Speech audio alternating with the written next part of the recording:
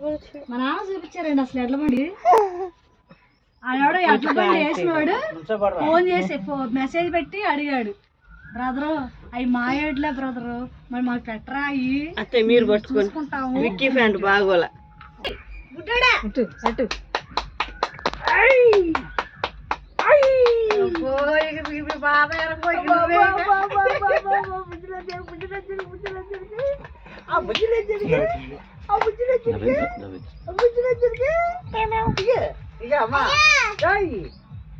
మాట్లాడతా వీడియో తీసుకుంటారా?